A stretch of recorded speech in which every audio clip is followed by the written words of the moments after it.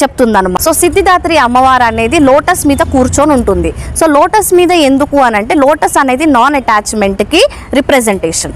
అయితే ఇవన్నీ కూడా కావాలి అంటే ఈ టైం లూప్ నుంచి బయటికి రావాలన్నా సరే, ఈ కాస్మిక్ సౌండ్ నుంచి బయటికి రావాలన్నా సరే, మనకి స్ట్రెంగ్త్ రావాలన్నా సరే, ఈ పాత్ని ఫాలో అవ్వడానికి మనకి నాన్ అటాచ్మెంట్ అనేది చాలా అవసరం అన్నమాట. సో నాన్ అటాచ్మెంట్తోని వెళ్ళడం కాదు, నాన్ అటాచ్మెంట్తోని ఉండాలి. అందుకనే తను కూర్చొని ఉంటుంది లోటస్ మీద, తను హోల్డ్ చేయదు. ఏంటంటే తను లోటస్ మీద కూర్చొని ఉంటుంది. సో ఏదైనా సరే మనం ఏ పని చేసినా సరే మనం నాన్ అటాచ్డ్గా చేయాలన్నమాట. సో అప్పుడే మనకి దాని రిజల్ట్ ఏదైనా ఉండొచ్చు, పాజిటివ్ అయిన ఉండొచ్చు, నెగిటివ్ అయిన ఉండొచ్చు.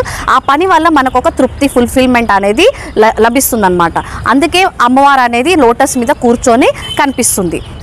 సో అమ్మవారికి మనం పెట్టే ప్రసాదం ఏంటిదంటే నువ్వులు, సెసమి సీడ్స్. సో నువ్వులని మనం అమ్మవారికి ప్రసాదంగా పెడతాం. సో ఎందుకు నువ్వులనే అనంటే నువ్వులు అనేటివి ఒక